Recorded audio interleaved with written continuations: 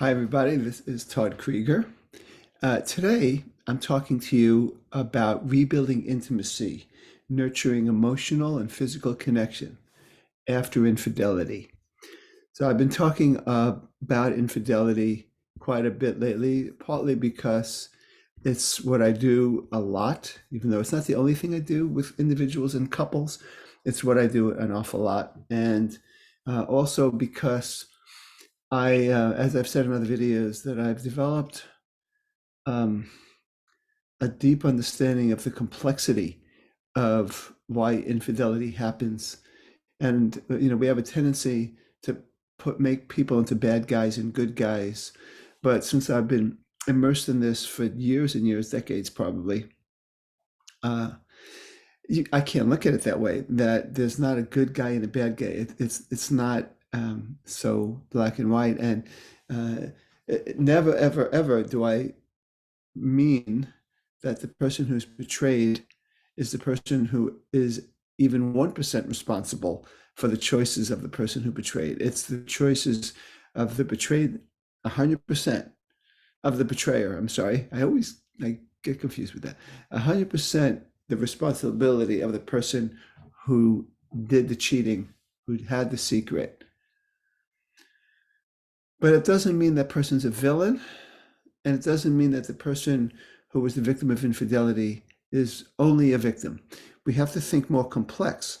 So why I'm bringing this up when I talk about uh, developing, rebuilding intimacy and emotional and physical intimacy and sexuality is that this can only proceed when we see the complexity and depth of each person.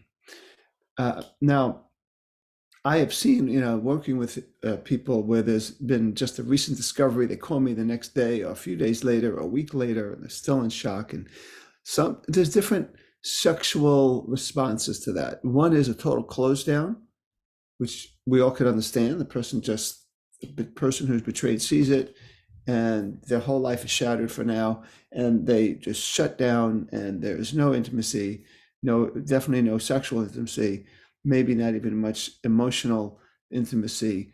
There's a time to heal the person's wounds who was betrayed, and the person who was discovered is maybe feeling shame, definitely panic, because doesn't want the relationship to end, which isn't always the case, but mostly is the case. And so I've seen that. I've also seen a pretty immediate upsurge in their sex life. I've seen people really start to have intense sexuality and a lot of it. I don't trust that, and neither should you. It typically comes from an experience of fear on both persons' ends. Maybe the one good thing is to recognize that we have something precious and we don't want to lose it. So it can lead to this increase of sexuality. So there's the fear aspect of it, and there's also the, oh my God, I don't want to lose you aspect of it. Also partly fear, but also partly recognizing, wow, what we have here, I don't want to lose it. But typically that gives way to another period of slowing down, the reality sinks in, and a lot of pain has got to be dealt with. It's a shock to the system. And now when the person is coming out of the shock and starting to experience their feelings, they recognize that um, I can't keep acting with you like everything's great, because it is far from great. So that's typical if that happens with some couples. Some it's an immediate shutdown, some it's this incredible limerence and sexuality, and then leads to a definite shutdown. So um, what I want to say though is the question really is, how does a couple build healthy intimacy, conversational, emotional, physical, for the long term after infidelity is discovered? Now, in some ways, the couple is the same as they were before, right? It's the same couple, same two people. Now they've been through this crisis of infidelity, but the same two people. But in some ways, they're not the same people. There's been a discovery. It's not just the discovery of the infidelity, it's the discovery that this person's capable of doing the infidelity. And the person who was betrayed is discovering things about him or her that maybe they didn't realize before. So in many ways, you're going to be a new couple. So even though you're the same couple, then in many ways, you're a new couple that needs to start a whole new relationship post infidelity discovery. So thinking of it that way, that it's a whole new relationship, we want to act sexually and intimacy like we would in a whole new relationship. It's probably best to slow down. Probably is best to start by getting to know each other, because there's things obviously that you're discovering about yourselves and each other that you didn't before, or that you ignored before, which we do oftentimes unconsciously. But my point is that we're starting to get to know each other. That's what we're here to do. So when we start to get to know each other, the words that come to me is empathy and attunement. Empathy is the ability to get a sense of what the other person is experiencing. Attunement is what happens when the other person gets a sense of, you get me, you understand me. That's why it's so important to attune to our children, because children need to get the experience, you get me, you get that I'm scared, you get that I'm excited, you get that I'm happy, you get that I'm whatever. As a couple, we need to practice empathy and attunement. Not always easy to do without a professional like me, or at least a program, or at least some videos or articles or whatever. And I do help couples a lot with developing that attunement and empathy. What's in the way of attunement and empathy is our own pain and our own reaction to I shouldn't say our pain, our reaction to the pain. My job is to help couples make sure that their connection that they have with each other is stronger than their pain, so that empathy and attunement can happen. Doesn't mean that they don't have pain, but that the pain doesn't take over and shift them into fight or flight or freeze, but that they stay present for each other. So that's when empathy can truly begin. It's when attunement can truly begin. So this is what happens in healthy dating. In a way, you're dating each other. This is where you can discover, though, because you're not really people that just met each other and dating. You are people that, in a way, it's like a whole new relationship, but in another way that you have a past. So what happens with couples is they do need to talk about the matters at hand, the pain. They can't run from it. They need to learn. The person who did the betrayal has to tune in to the other person and listen and understand. Sexual intimacy starts with emotional intimacy for many people, but especially after a crisis of infidelity. To have good intimacy in the long term, you need to have an emotional attunement behind it. So you're tuned into each other. The person who was betrayed also likewise is tuning into what's behind the decision making of that. What do I need to learn about you?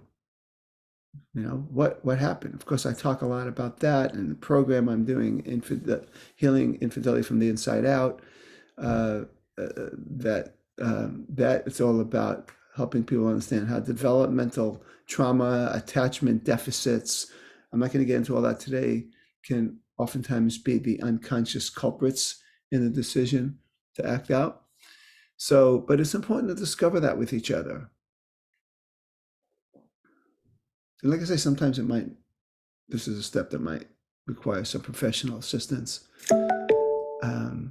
And so, so again, the healthy sexuality occurs best in an atmosphere where you both feel understood by each other at the deepest possible levels. And this establishes a foundation that you may not have had before. Maybe you had it before, but not as good as you're about to have it here.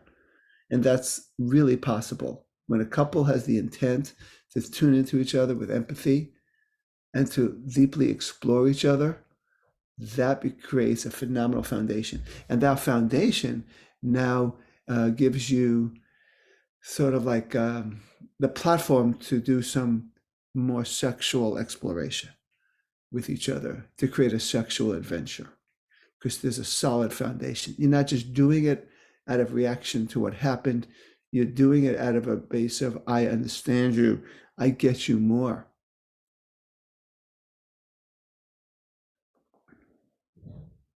Now, you should always expect that there will not be smooth sailing, that you can have a wonderful connected sex life. You've been nurturing each other, you've been tuned into each other, but triggers happen. And when triggers happen, as they almost inevitably do, there might be a shutdown a little bit. There has to be patience on both partners for that to happen and to go back to empathy and attunement, even if there's a lack of sexual connection for a while. That's very important. That continues building the foundation that got you to having some of that healthy sexuality, that more of a sexual exploration to start off with. These are times when you can continue to look at what might not have been brought up in the past. This is not a time to get impatient. It's not a time to be comfortable, in a sense. You got to continue to get out of your comfort zone, continue to be tuning into the other person, not not take each other for granted, which of course is sometimes what happens. We just get lazy. We don't communicate the things that we need to communicate, and we stop exploring. Maybe we didn't even know to do it, but now you do. You know the importance of consistent tuning into each other. So you don't want to take anything for granted. So beyond the crisis of this infidelity, there are opportunities to dig in, to go deeper, access your courage and aliveness to have a robust, emotionally intimate and sexually intimate relationship than you had before.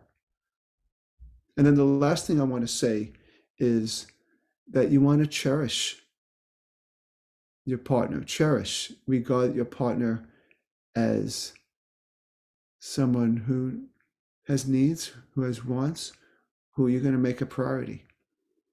And this is the kind of the wake-up call to make your partner a priority.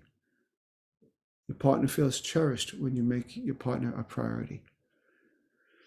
So this is just what I wanted to say about how to have the beginnings and the continuings of a healthy sexual and intimate relationship with your partner after infidelity.